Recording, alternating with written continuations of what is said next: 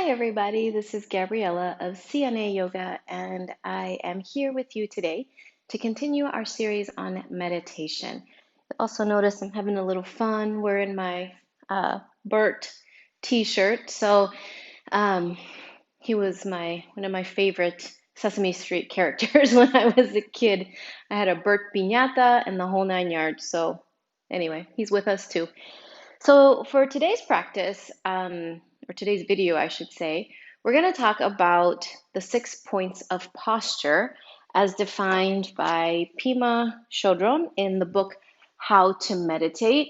And I'm going to post the link to the book in the comments as well so that you have this. It is a really fantastic resource for as like a primer on meditation, different things to consider. I referenced the book in some of the videos that I am recording for all of you, as well as bringing in other resources as well.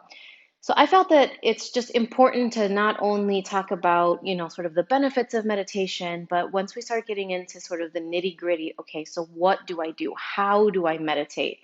And so I'm going to share a few different things in different videos, but today we're going to just focus on the 6 points of posture, as I mentioned, as defined by Pema Chodron in her book.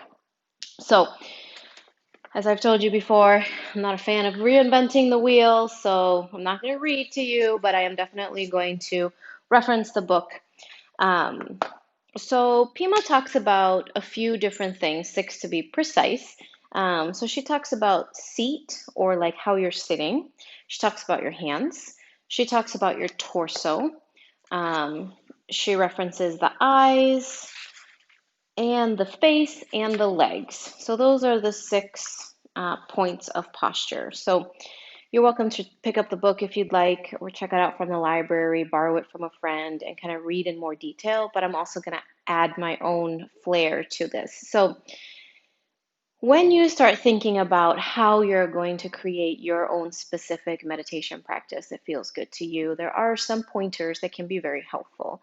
So the first one is seat. So how are you going to sit? How are you going to induce the feeling of, okay, I'm here, I'm stable, I'm grounded, I'm ready to begin my meditation practice? Um, so some people definitely need a bolster, and I believe I'm going to make a separate video on props. But I just want to reference that you can have a bolster, you can have a cushion, you can have a pillow, anything that you can put underneath your bottom in order to allow you to feel that sense of stability, foundation, grounding. Another touch point on that is in order to allow your posture to be nice and, let's just say, correct for your body, you can use a prop in order to support you. An example of that is if maybe you don't have a lot of flexibility in sort of this area, and you find that when you sit on the ground and you try to sit cross-legged, your knees end up popping up like this. So when you do that, then if you can put something underneath your bottom, it's naturally going to give you a little bit more space for your knees to kind of drop down a little bit. So you just have to really find a way to find a good, solid base for yourself, foundation, right? Think of building a house. If the foundation is good, then the house is going to be stable on it, right? So that's the first one, seat. The second one is your hands, okay? What do you do with your hands? If you're sitting here, and then you're starting to meditate, if you don't give your hands a specific purpose, then they're going to kind of feel weird and want to do all different kinds of things. So there's a few different things that you can do. You can place them on your thighs. If you place them palms facing down, it's like inviting an energy of grounding. So maybe you're feeling a little frenetic and then you just really want to invite some grounding into your meditation practice, palms face down. If you place the palms facing up, it's more of an energy of receiving, maybe like I need a little bit more energy. Think of like when you're asking for something, receiving something, you place your palms up, right? So you can do that. Perhaps you might feel like you want to place your hands on your heart space. Some people like to place one hand on the belly, one hand on the heart. Maybe you're feeling inclined to do a prayer mudra, and that's when you bring both hands together, exert a little bit of pressure, and then kind of bring it up towards at the sternum, at the heart center. You may also want to place, excuse me, place your hands in a specific mudra. And a mudra is just a hand position. I'm going to cover one today, and then in a different video, I'll go deeper into specific mudras.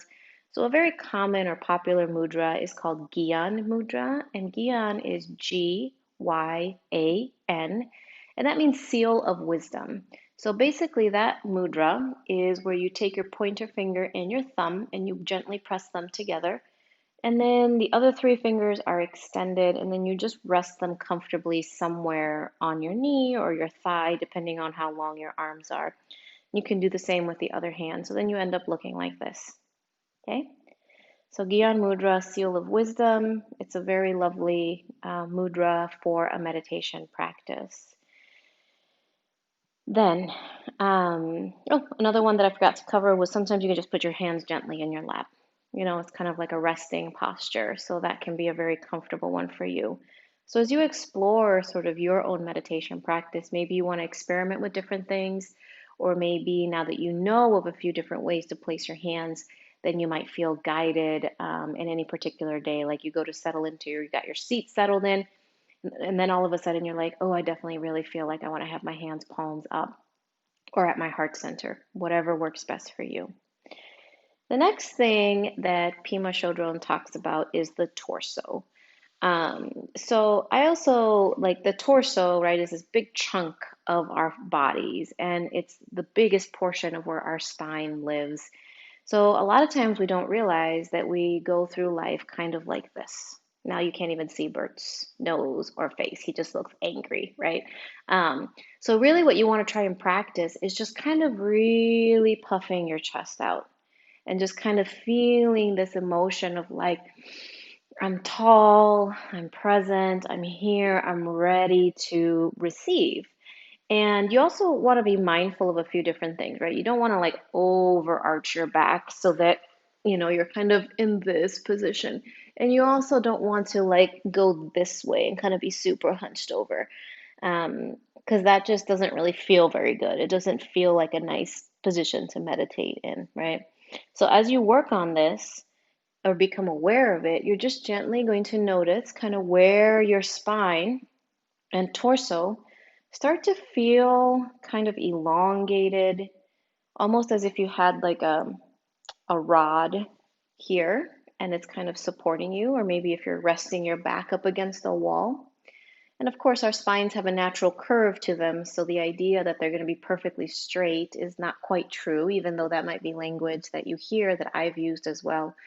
And I also want to note that everybody's body is different.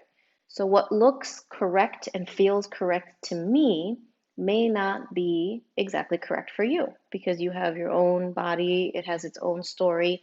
So as you play around with it, one thing I like to do is just kind of rock my hips forwards and backwards, and eventually you kind of start to settle into this neutral place, this very comfortable place.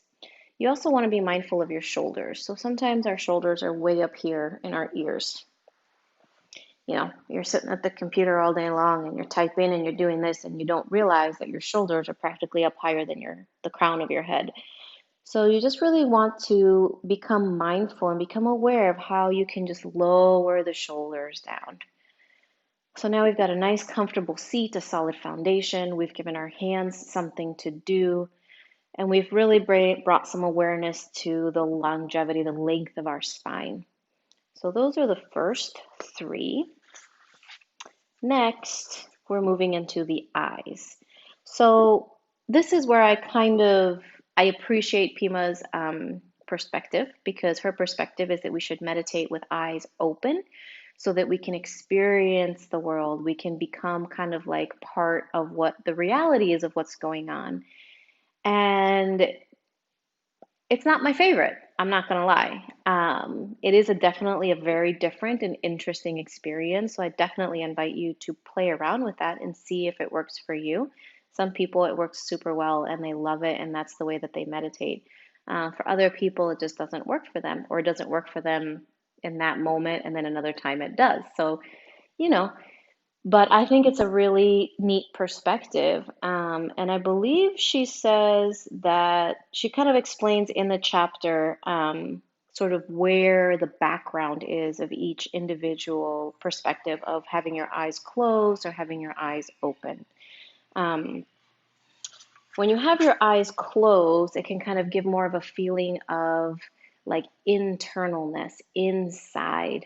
Um, and like that you want to really go inward and kind of shut everything out. So even if you just practice closing your eyes, you're really going to see how it just kind of shuts the whole world out and brings you inward.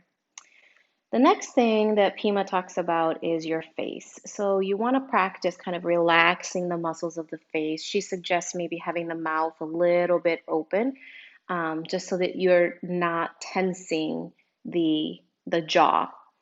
um, so placing, just doing that just kind of allows some of the tension to release from your face as well. Lastly, your legs. So generally, your legs are going to be comfortably crossed in front of you in more of this like crisscross applesauce position. Perhaps they're a little bit more not directly crossed in front of each other, but one in front of the other. Maybe you even go deeper in more of like a lotus posture where you've got the heel of one side to the opposite hip. These are all very different postures, but the whole point is that it needs to be something that feels really comfortable to you, that's going to allow you to really go deep into meditation. Um, in addition to that, I haven't quite mentioned the concept of sitting in a chair to meditate. For some people, it's just never going to feel good to sit on the ground, no matter how hard you try. So don't fight it. Try sitting in a chair. And so when you sit in a chair, you may not be able to sit cross-legged, but you can definitely focus on having your feet on the ground. And you can still focus on the other 5 points of posture. So to recap, we've got the seat, you've got the hands, you have the torso, you have the eyes, you have the face, and you have the legs.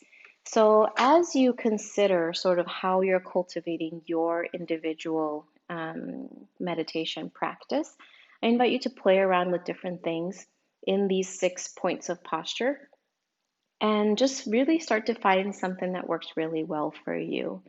In the next video, we're going to focus on the breathing aspect.